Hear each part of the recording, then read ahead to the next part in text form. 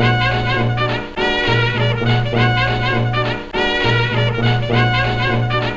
is time for another Murdoch Music Minute, and it is high time for another discography ranking.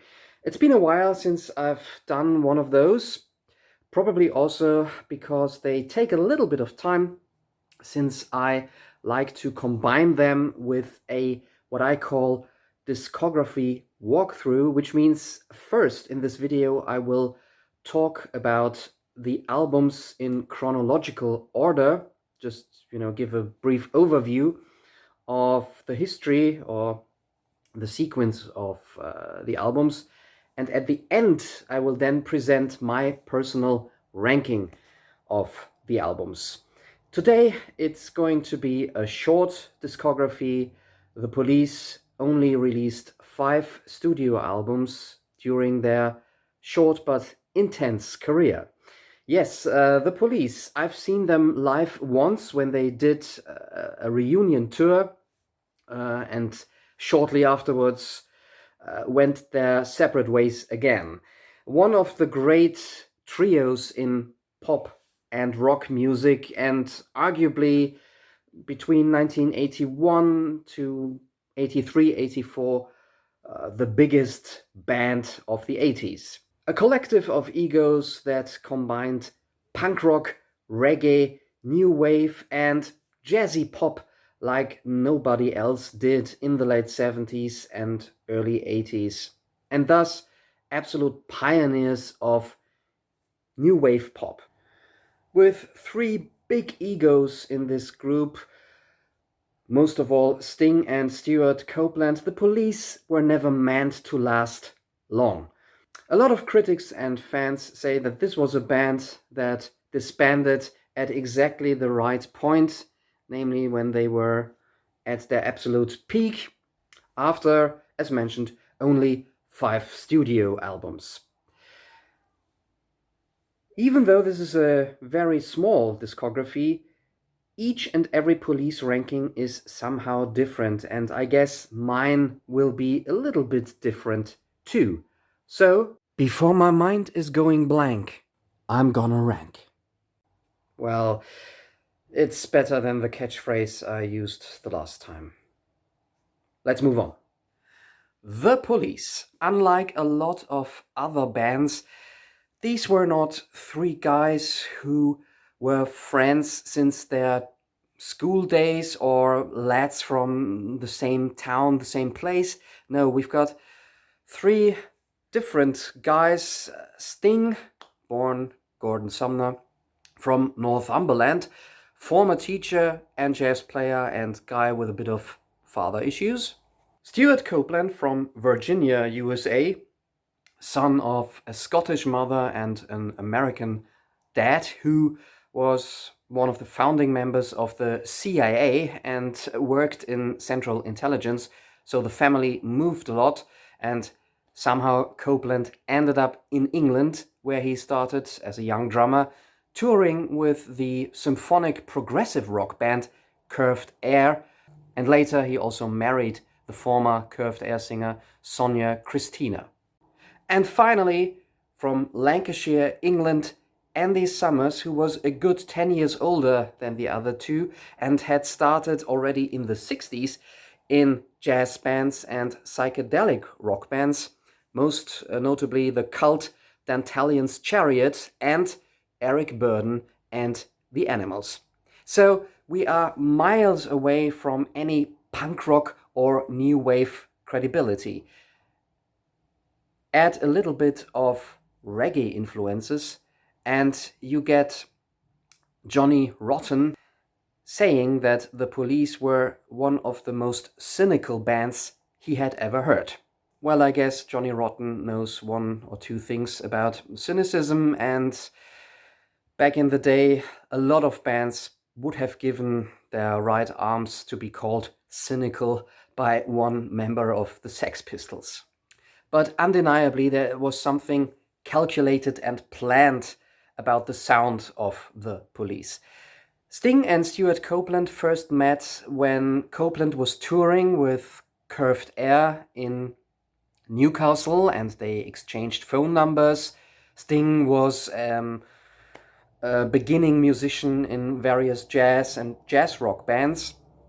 And finally, he moved to London, where Copeland also was situated, and phoned him up to start a jam session and maybe form a new band. Copeland, after the end of Curved Air, also was looking for a new musical direction, and it being the late 70s in England, he had the idea to capitalize on the punk rock trend and do a band that would perform this kind of punky new music. Sting first wasn't really convinced. He had started writing a few songs, and as I've said, he actually came from a more sophisticated jazzy background, but they decided to jam a little bit and see what would come out of it. Enter former bassist from the freaky psychedelic space rock band Gong, Mike Howlett, who was also looking for new musical directions and put together a project called Strontium 90. He asked Sting to join, and Sting brought Stewart Copeland along with him as the new drummer for this project. They also had a guitarist in this band who was none other than Andy Summers.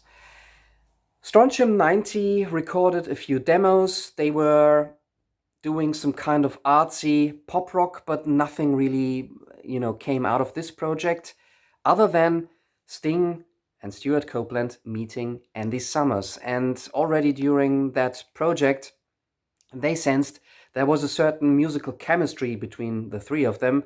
So Sting asked Summers if he was interested to join their other, still small project, The Police. However, The Police at that point already had a guitar player in the French, or actually Corsican guitarist Henry, or probably rather Henri Padovani.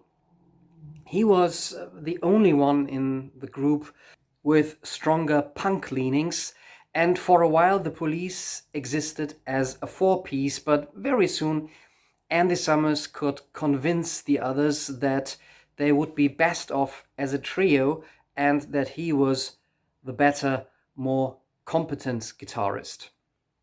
And so, after recording a first single where you can hear Padovani actually play with the Police, Fallout, Stewart Copeland's attempt at creating a catchy punk rock song,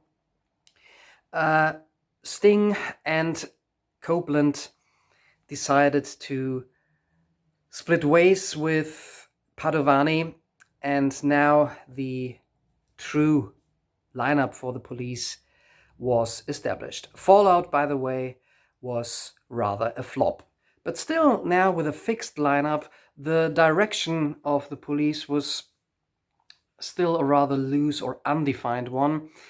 Still in 1977, they joined the German experimental composer Eberhard Schöner for a project of his, and together with him played rather experimental jazz rock, for example, while at the same time already planning and recording their debut album. It came in quite handy that Stewart Copeland's older brother, Miles Copeland, had a record label. And even though Miles apparently at first wasn't too convinced with the Police, he granted them a rather shoestring budget to record their first album for his label, mostly based on the strength of Sting's composition Roxanne, which really impressed Miles Copeland.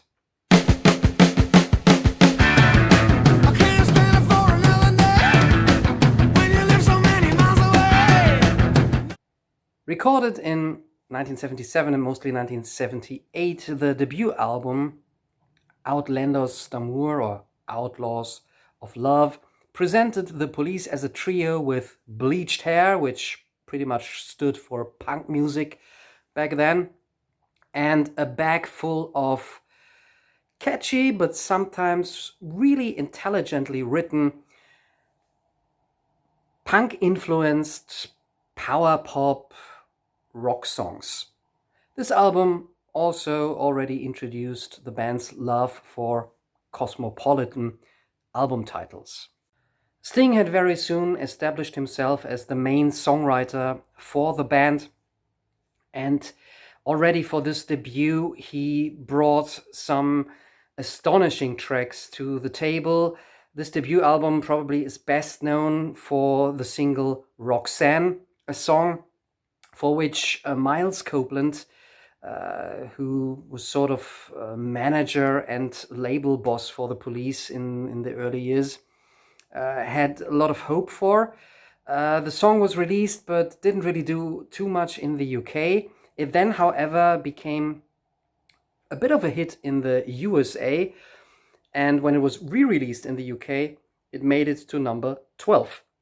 Maybe also the sticker banned by the BBC helped, when in fact the song never was banned by the BBC, even though the subject matter of Roxanne, the red light districts and falling in love with a prostitute, were rather risque for the late 70s. The single that in fact got banned for a while was the next one, Can't Stand Losing You, due to an offensive cover artwork. On this album you get all the core ingredients of the Police that would be refined and varied and further developed on the next albums.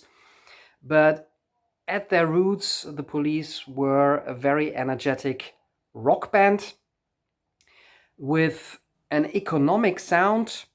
Not a note is wasted in any of the songs. It's all very tight and punchy.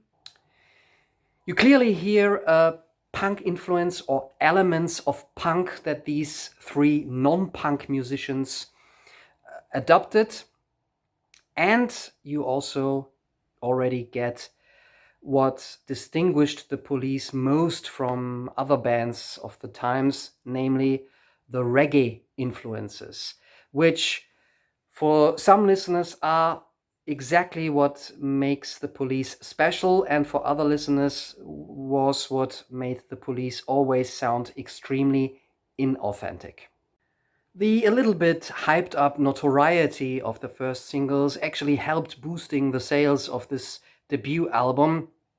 And yes, one can argue that the Police were happy about any publicity stunt that would help them to get into the limelight.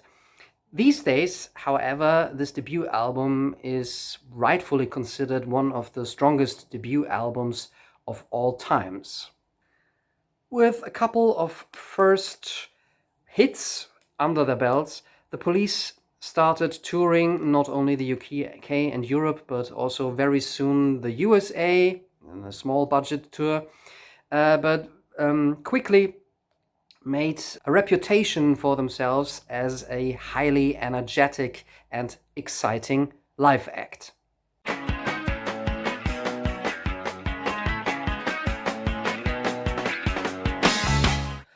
Flying high on this first wave of success, the band soon returned to the studio to record their second album, Regatta de Blanc. The recording sessions for this sophomore release apparently were quite relaxed and fun. Stuart Copeland even once said that they went into the studio with very little plans, or without a clear plan what to record. They just took the songs as they came. And in fact, the band was maybe a little bit short on new material, improvising on the spot. That notwithstanding, Regatta de Blanc certainly put an even bigger emphasis on the reggae influences of the band, as already indicated by the title, but also left more space, or actually showcased the technical abilities of the players even more, especially Stuart Copeland's very individual and specific way of drumming. And while all this together might sound like a rushed affair for a lackluster second album, Regatta de Blanc featured some of the band's most beloved and successful singles, most of all Message in a Bottle, or the, in fact, really white reggae track Walking on the Moon. On this album, you get a lot of co-writing credits with the band members sharing the writing credits, also more contributions from Stuart Copeland as a single songwriter. But this should change soon with the clashing of egos increasing within the band.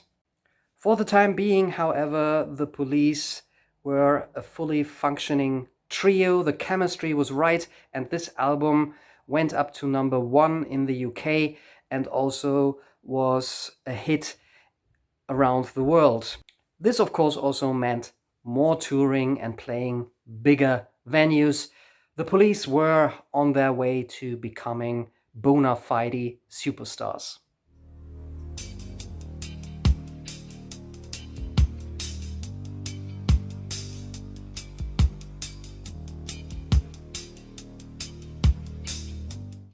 Now, expectations from the label and the public were certainly high for the third album, and this time around the band really felt the pressure while recording. They were in touring around the world and had very little time to actually lay down the tracks for their third album, the maybe a bit self-indulgently titled Zenyatta Mondatta. This rather rushed record again united the Police with their standard producer Nigel Gray and boasts a title that doesn't really have a particular meaning. Since recording had to happen rather quickly, the Police on this record opted for a rather sparse sound with sometimes almost a minimalist approach also to their songwriting, repetitive licks or little riffs and chord progressions that focused more on sound textures and groove. They also added a little bit of synth and programmed drumming. I mean, we are talking about very early drum computers from 1980 here, and thus moved away from the more power pop or punk influenced sound, and with Zenyatta Mondatta clearly went into the direction of new wave pop rock. The sound is maybe a little bit colder or more sterile. The lyrical content also gets a little bit more political here and there, but still this record boasted 2 big singles for the Police, the sexually ambiguous and rather dark and twisted Don't Stand So Close to Me, and the more light-hearted, for some fans maybe even annoyingly ridiculous Da Do Do Do Da Da Da Da. The record was just finished in time the night before the band embarked on another world tour, and this record became even more successful than its predecessor, again reaching number 1 in the UK and number 5 in the USA. With the song Behind My Camel, it also features the first track entirely written by Andy Summers for the Police. It's an instrumental that even won the band, if I'm not mistaken, a Grammy. However, this track also is a good example for the increasing frictions and conflicts between the band members and the clashes of egos within the Police. Sting allegedly hated this song so much that he simply refused to play on it, so Andy Summers had to record the bass himself. And the issue of Sting refusing or almost sabotaging material by other band members is something that occurred more and more frequently throughout the history of the Police. Also, allegedly, the band's cocaine intake increased during that period. All this happening behind the scenes didn't stop the Police from becoming even more and more popular, and already the next year saw the release of their fourth studio album.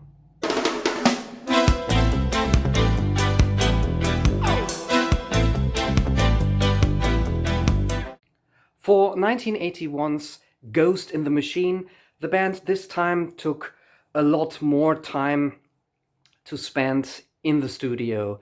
They also changed the producer for the first time and engaged the then popular Hugh Padgham, who had worked, amongst others, with big names like Peter Gabriel, Phil Collins, or also the quirky art punks XTC, and who was famous for a very specific gated drum sound that was to define the 80s. They also brought in a lot of session musicians, for example, for certain piano lines, but most notably on this album, a saxophone section to add a more soulful or jazzy sound to their songs. The album's title, for the first time in plain English, was taken from a book by the philosophical essayist Arthur Koestler, who, among other things, also dealt a lot with parapsychology. Koestler also inspired the title for the follow-up album to this one.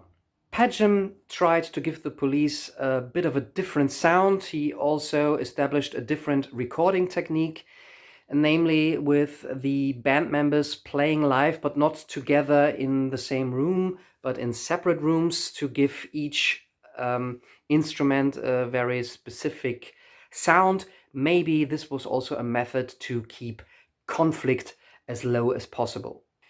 Ghost in the Machine continued the rather economic, a bit repetitive or minimalist sound of Zenyatta Mondatta, but as mentioned, added session musicians to that in order to give the music a bit more color and a bit of different layers. The album still works sometimes with reggae influences, but also draws from world music, other Caribbean or African influences, and as mentioned, especially the saxophones add a little bit of a jazz tone to the new wave rock of the Police. Again, the album is most famous for its singles: Spirits in the Material World, Every Little Thing She Does Is Magic, and maybe to a lesser extent, Invisible Sun, which introduced, because it was taken as the first single, which introduced a bleak, rather dark sound that permeates this album, especially in the beginning and at the end. Sales demonstrated that the Police still weren't at the end of their road. This album was even more successful than the prior one, again reaching #1 in the UK, and this time a stunning #2 in the US charts. The Police, for a while, were the most popular band on the planet.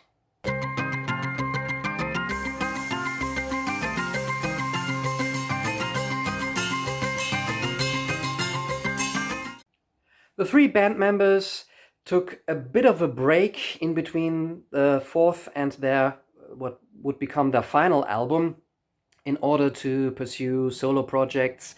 Sting also dabbled in acting a little bit more, and well, I guess everybody felt they needed a bit of a break from each other. But in 1983, the Police dropped the big one, their commercially most successful and most famous album, Synchronicity. It was also to be their final hurrah. On Synchronicity, again, they worked with hit producer Hugh Padgham, and this album even increased the pop leanings of the band and also a bit of a jazzy tone more and more, and reduced the reggae influences. On this album, you don't get any of the punk drive that was clearly present on especially the first two albums. But yeah, we are talking about 1983 here, so punk rock really wasn't a trendy style anymore, and the Police definitely had developed into, new directions. Synchronicity is the most sophisticated album, both in terms of sound and production as well as songwriting. Arguably, some of those tracks can be seen as direct blueprints to what Sting would later on do, with even maybe more tastefulness and sophistication on his solo albums. By this time, however, the three members were in constant conflict and battle with each other. The recording sessions for this album must have been rather unhappy ones and very tense. There were frequent fights over songs, song material, who was allowed to provide which song, and even the way certain things should be played. Apparently, there was even almost a physical conflict between Sting and Stuart Copeland when it came to recording their famous, maybe the most famous single, Every Breath You Take. So that says a lot about the state of the band in 1983, and it's probably not too surprising that they split up after Synchronicity and another big world tour. Even though the band actually had plans to come together again around 1986 and record a sixth album, which however never saw the light of day. Synchronicity sold millions of copies worldwide and featured pop singles that are played on the radio to this day. Since their most successful album also was their final one, the Police arguably are one of the few bands who somehow managed or decided to call it a day before they ever could become worse or deliver a bad album. Well, the rest is history. Sting soon launched a highly successful solo career. He became one of the superstars of the 80s. Stuart Copeland became a much sought after session drummer. At one point, for example, Peter Gabriel hired him only to provide hi-hat playing on one of his singles, Red Rain. That's how distinct Stuart Copeland's drumming style is, and especially his hi-hat playing. But Copeland also did solo albums and some soundtrack work, and the same holds true for Andy Summers. So that was a quick walk through the 5 studio albums of the Police, and now I'm going to rank them according to my very, very personal taste. I've seen various rankings of those 5 albums, and they are all pretty different.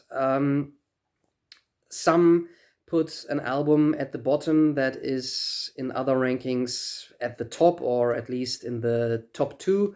So let's see whether you agree with my ranking or where you would differ. So let's start with the bottom, number 5. And I'll start my Police ranking in the year 1981 with their 4th album, Ghost in the Machine.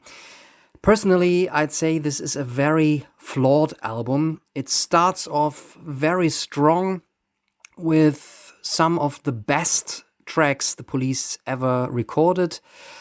But then from track 4, track 5 onwards, the album becomes extremely repetitive with almost a little bit forgettable, very quickly thrown together tracks that are extremely repetitive.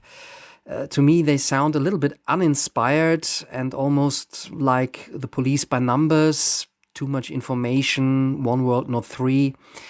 The album redeems itself with the last couple of tracks then. Secret Journey is quite nice. And Darkness could have been a really, really strong track if it wasn't cut short by a very quick and sudden fade out. Also, for me, the constant use of saxophones doesn't really work for me on this album. This is extremely front-loaded with the famous singles, so get this album if you want to for Spirits in the Material World, an excellent track. The Nothing But Perfect, Every Little Thing She Does Is Magic, and the darker new wave of Invisible Sun, though all of these three tracks, of course, can also be found on the compilation The Police Greatest Hits, which is arguably one of the best greatest hits compilations of all times. Next in line is, and that's maybe a really hot take for some Police fans, their second album, Regatta de Blanc. If you were to demonstrate to somebody the typical sound of the Police, this probably would be the album to reach for, but again, as an album, unfortunately, it is a bit lackluster. The great tracks, mostly the ones that also were chosen as singles, outshine the rest of the album, the deep cuts, the album cuts, so much that this is a very unbalanced album and far from perfect. On this one, we have iconic pop masterpieces such as Message in a Bottle or Walking on the Moon. But then, especially in the second half, a lot of somehow throwaway-ish tracks that sound like unfinished or unpolished song ideas by Stewart Copeland. The title track itself sounds more like a short jam, and it's rather telling that the band incorporated this song into other songs in their live shows instead of playing it as a standalone track. On the plus side, you also get, next to Message in a Bottle, Walking on the Moon, which has some of Stewart Copeland's coolest drumming. Also, The Bad's Too Big Without You, though not my favorite Police single, has a very cool groove going on. And in terms of non-singles from this album, Bring on the Night by Sting certainly is the best one. It could have been a single. I also have quite a soft spot for Stewart Copeland's quirky Does Everyone Stare?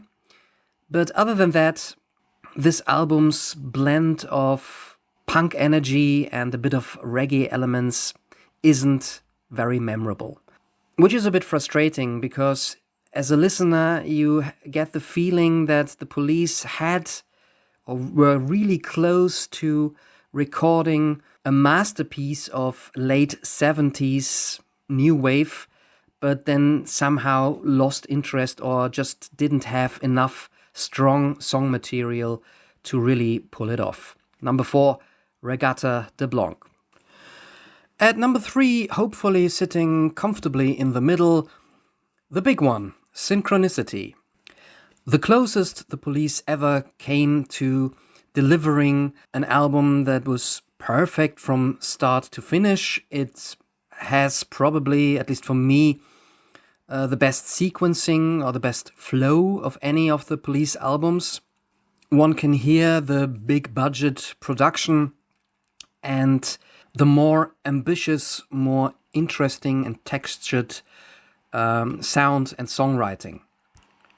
Even the filler material on this album is very enjoyable, but again, of course, is overshadowed by the almost played to death singles from this album. What Synchronicity sometimes lacks is a bit of punch or a bit of bite. The breakneck opening track, Synchronicity 1, pushes the listeners into this album, but this level of energy or punch is never recreated on any of the other tracks.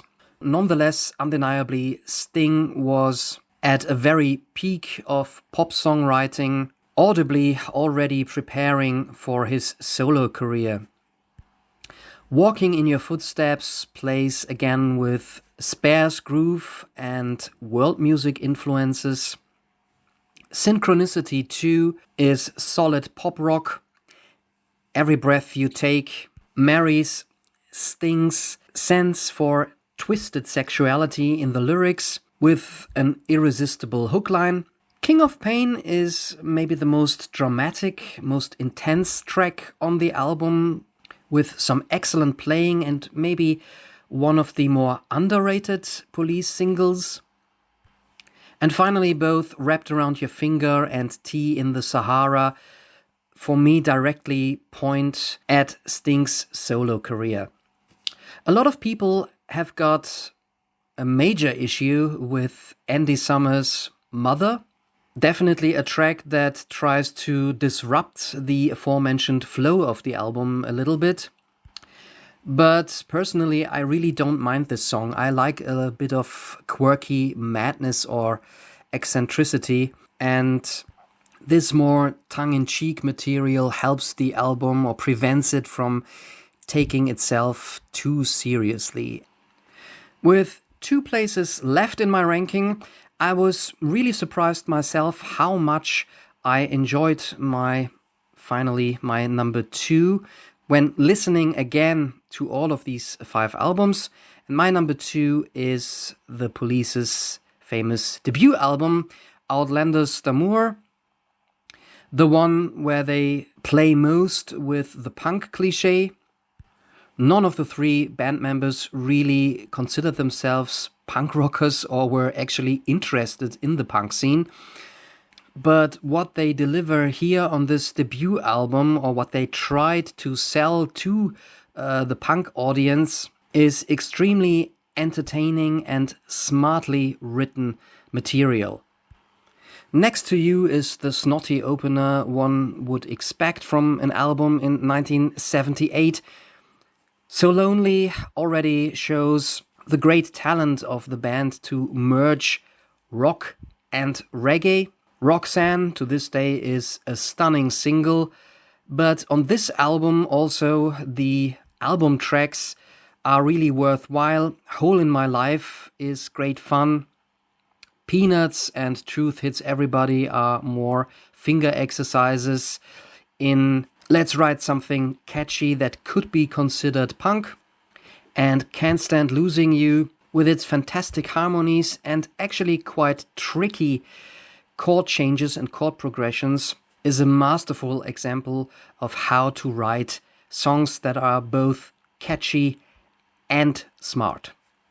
Be My Girl Sally and the closing track Masoko Tanga are maybe a bit less memorable, a bit weaker, but I don't mind them. I think they add to the fun of this debut album.